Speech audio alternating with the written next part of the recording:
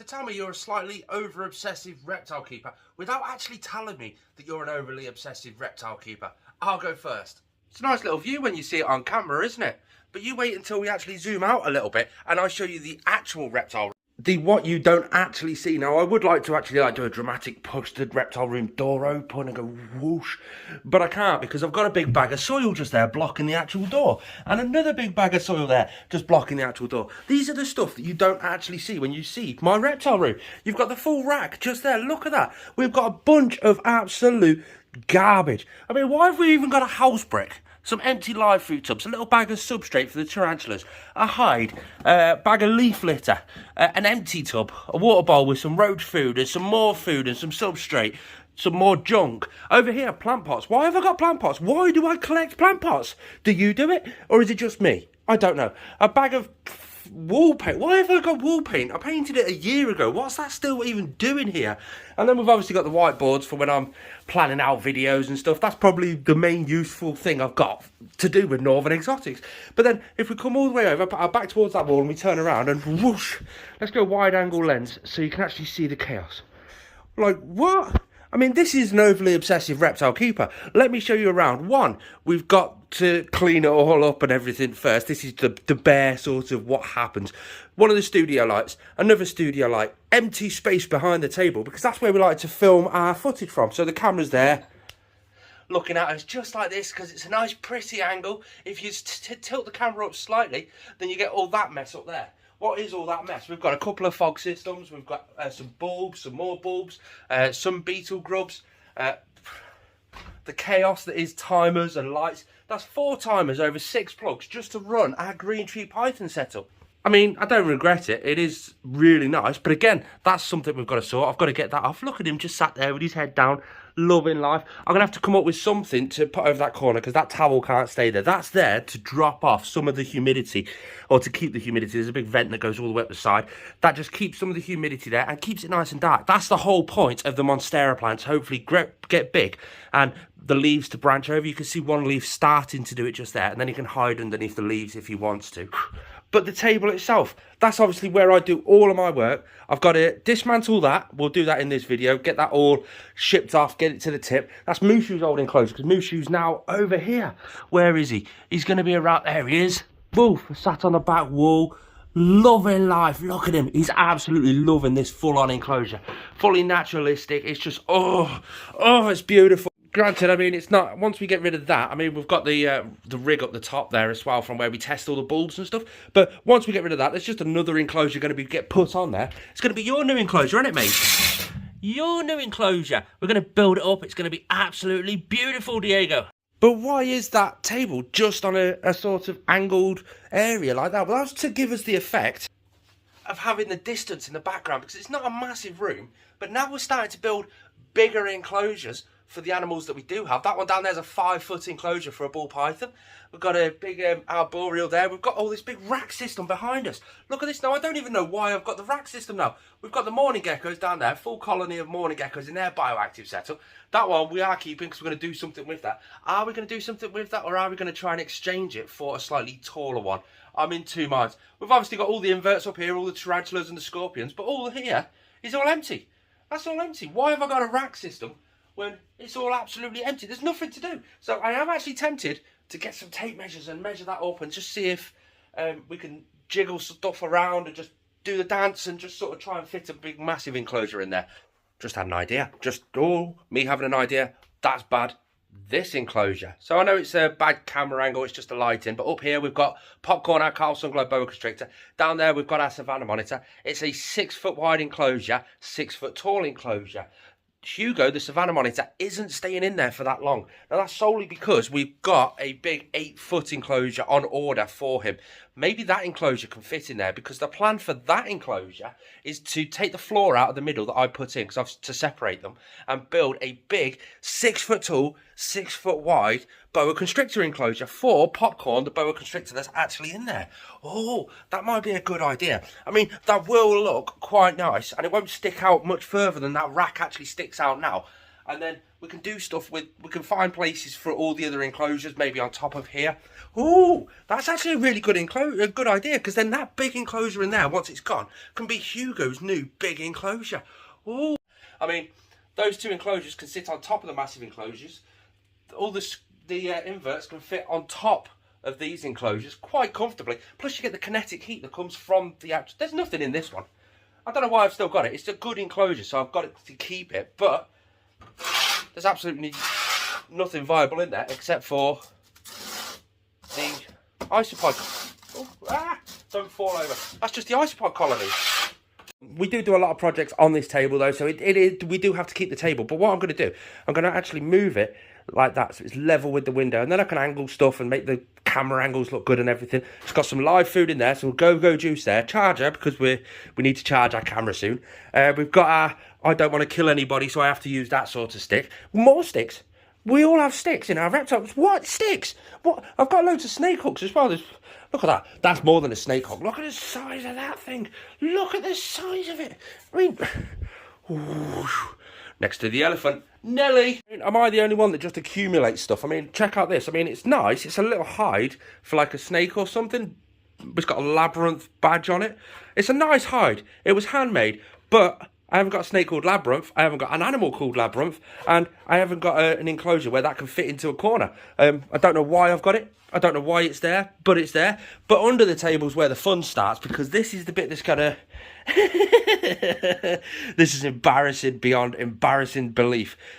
Not every YouTuber is as open as this and will openly show you the downsides of their reptile room. Subscribe if you're enjoying this. Check that out. So in there, we've got substrate, just dried substrate. Whenever we need it, we rehydrate it and sort it all up and just sort of get it nice and ready to go in the enclosures. That one next, I potentially think is going to use for that enclosure, because that's the tropical mix. We are doing an arid enclosure next for that dude over there, but we're not doing full substrate for his new enclosure. You'll know more on that when we start building it. This one is just full of tools. That's it. We've just got tools in there, because we do use a lot of tools inside this reptile room. So we've got the drill, and yeah, just loads and loads of tools in there. Why have I got a hammock? I'm the biggest sort of, I don't like sort of gimmicky stuff. Why have I got a hammock? It come with one of the enclosures. Which enclosure did it come with? I think it come with that one actually. Moose shoes enclosure. Why have I got that? I don't know. More sticks. Shed. Why have I got shed? It's just junk and junk and junk. Got some slate in that one there with a light. Now that light, it's just a little light that I use for, like, you know, just sort of like it goes behind me when it's dark and it just adds a little bit of light to it.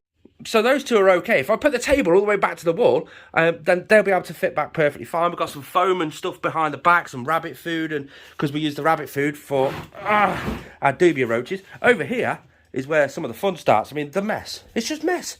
Why do I need mess? That's just mess from a live food order I've just had. We've got leaf litter in this bag here. More leaf litter in that bag just there. We've got these. These are like fake, like ceramic. Look, I mean, they're like, there you go. It's just like ceramic log work. But I don't know if I'm ever going to use them. But they're cool, aren't they? They do look cool. They go in like a nice little corner piece. I don't know how I'm going to use them. But that's probably my biggest problem, actually. I say, oh, I might use that one day, so I'll keep hold of it. Got a load of cork bark tubes. Just look at all the lichen and the moss and stuff on that. Oh, see, again, I'll use that one day, so I'll keep hold of that. We've got loads of that inside there, loads of empty boxes. Has that even got a lamp in it? I don't think it has. No, it hasn't. So I've used the lamp out of there, put the box under there, sealed the box up, and I've just always thought there's a lamp in there. So that needs to go in the bin. More sticks. More rope, because that rope I'm going to be making some vines out of that rope. More tools, thermostats. We all have enough thermostats. I don't know what that's even doing over here, because all my actual reptile products are all over here. So I'll chuck that under there, just to sort of out of sight, out of mind. Loads more products over there for a future build. Loads more bits over there, more cork back. I basically, got a load of expanded foam over there for that build. We need to find better, more cleaner storage for all of our garbage and all of our junk. Do you have garbage and junk like this for you? Or is it just because I'm a YouTuber for these amazing creatures that I have to actually have this sort of stuff? Or, oh, I can like seal a drawer up underneath the table. That'd be quite good. But again, so we've got all under the table for the junk. We've got all underneath here for the junk, because we've got, let's have a look, water crystals, hides, spray systems, wooden stuff, and more tools and more water bowls and decor and all the electrics under there with more water crystals. So we've got more junk over there. But that's not the only place. That's not the only place. That's not the only place. But this as well. Oh my God, I've got too much junk. I've got a load of products up there which we're going to be using, including, don't fall, it fell. Daddy Bear. We've got springtails because they're on a shortage at the minute, so we started to culture our own. Loads more lamps, acrylic paints for when we do the backgrounds, more sealants and silicons and plant fertilizations and the solar meter, just loads and loads of bits. This one over here is possibly the most important one we've actually got, but it's the hardest one to get to. We've got all of our powders, so the calciums, the vitamins. That one's empty, and that one's full of our Pangea for the morning geckos. You sort of sit there and you go, I've got too much junk. But everything gets used. We use everything, or we're going to use everything. We say we're going to use everything. I have no idea if I'm going to be using the actual ceramic log stuff. I haven't got a clue if I'm ever going to use that, but it's cool. Maybe I'll donate it, or maybe I'll do a build with it in the build and do that as a giveaway. That actually swings me over to the next project. See these two enclosures up here? We've got a 30 by 30 by 45 tall Exoterra there, and a 45 square cubed Exoterra just there. They're actually going to be built up as giveaways. So we're going to build it up a nice little bioactive enclosure, and we're actually going to give them away to subscribers. So again, if you're not subscribed and you want your chance of winning something like that, hit that subscribe button. That's not a bad idea. I'll come up with some sort of idea for it. The worst thing is, it looks like chaos. Everything is absolutely everywhere. But I can guarantee if I say, oh, I need to get my solar meter, I need to check these UVs, I know where to go for it. Oh, where's the silicon to be able to do this? I know where to go for it. Oh God, I need a thermostat for this build. I haven't got one. Oh no, wait, I have. And I know where to go for it. It's just organised chaos. Oh, but it proper does wind me up seeing all the mess. So we are going to clear it all up. First one is that big enclosure there needs to be tore down and scrapped. First off, we've got to get the substrate out. Then we've got to take all the enclosure apart, get that in the car, ready to take to the recycle centre. It was one that I was just going to give away or see if anybody actually needed one like it, but it's not a really safe one for the animals, solely because this back panel is not the best, as you can... Yeah, it's a bit weak and it's a bit decrepit. And being a brand, Northern Exotics, I can't give something away and then it break a few weeks later. That's just not right, and I wouldn't sit right with me. I'd be constantly overthinking, oh no, what happens when it goes? But this is the last time you're going to see that enclosure. I need to find myself a new Northern Exotics sticker. 3, 2, 1. And that's what's all that's left. So all literally, I'll run you through it. We've got the bulb holder with the plug and everything. We've got the thermostat. We've got the UV system. We might actually reuse the UV system for either on top of the inverts or on top of our boa constrictor. Now, we did scrap the UV bulb that was in there, just solely because it wasn't really firing any UV. We're going to probably use it over the top of there, give some inverts some UV. We've got some new lamps just over there, which we can use. We've got a cocoa fibre coconut thing, and we've got the bulb and the bulb cage, along with the substrate. Wait there, why did we keep the substrate? Solely because the substrate's got a great clean-up crew inside it. So what we're going to do is just keep it in there with the lid on, a bit of ventilation, keep it humid, and the clean-up crew will thrive actually in there. We'll keep feeding them and stuff. Next job is the one that I've been dreading. We're going to be moving that table towards that back wall. Basically, just turning it from that to that. And but we've got to get everything out from under there so that we can put it in situ properly, and then we can really sort out what we actually need and what we actually don't need. Plus, I'll be able to get to the dead plants on the window ledge and clear that up as well. Underestimated it. We've got all that stuff out, all that stuff. That's just a bag of rubbish that we've actually got out. Empty boxes and bulb boxes, and this is all just from under the table. But not just this, we've still got boxes under the table, and on top of the table's full as well. Let's get the table moved over there and just start working again. Go juice time. We've still got that to do. We've still got that rack to do. We've still got everything to do. Thank the Lord for Monster. Ooh, I found my permanent marker that I lost. Now I've just got to find my razor scraper because that's around somewhere too. Let's hope that this pole just here, see this one going up and down at the back? I want to try and keep that there, but I don't think it's going to work out very well. Oh my God, we've got so much more room. It's so much more spacious, so much more room to put more junk in. Crap, I've lost my permanent marker that I've just found. I found a virtual reality headset unit. When did I get that? Did someone get it me as a gift? That's got to have been a Christmas present from about 4 years ago when they were actually a thing. It's actually really amazing the kind of stuff that you actually find when you do a proper clean out. That's just my lazy Susan. It's just something I use for filming. I've not shown too much of the stuff that I actually use for filming because it's not actually in here. Thermostats. 1, 2, 3. So we found 3 thermostats so far. Scratch that. That's 4. Now it's the time of this little rack. We've actually put like all the electrics in there. So we've got the UVs, we found a couple of extra ceramic bulb holders. We just stuck all the electrics in there, and hopefully that'll go on this shelf here once we've figured out what we're actually going to be doing with this shelf, because we've got so much stuff here. So I think the first thing is just to basically sort out what's rubbish and what's not. This tub here, we've got some leaf litter in. Now this is just leaf litter off the house plants that we actually have. So dead leaves off like the palm trees, a couple off the actual monstera plant, the one that we actually put inside that big enclosure over there. And this carrier bag just here is also full of leaf litter. So we're going to mix it all up together. The lid on that, and put that aside, ready to go on there. We're going to actually get rid of that brick and all those empties and maybe even that hide. To be fair, Cheshire Reptile Rescue have a donation bucket for equipment. So I'm actually probably going to clear that up and drop it in their donation bucket, along with a lot of the electrics, the spare bits and bobs that we have found. Oh, another thermostat. There's another thermostat to go to the collection. We even found a timer and a couple of extension plugs as well, so we'll drop that in with the electrics. Over here, we have got some calcium and... no, we haven't. It's on the floor. We've got some calcium and some Nutriball, so we'll drop that over with all of our other calcium products over here. We also have a really good use for fake plants, and you've probably seen it dotted around the reptile room already. Just basically everywhere's covered in fake plants, and we just hang it up somehow, and it just hides some of the sort of parts of the room. We already did do that on the side of the green tree pythons enclosure just there, but now it's still sort of all the way up that rack, and we've even managed to get a piece up there too. Remember that piece of wood that we actually got out of Mushu's enclosure? We're going to put that to use now with this. Inside Popcorn's enclosure.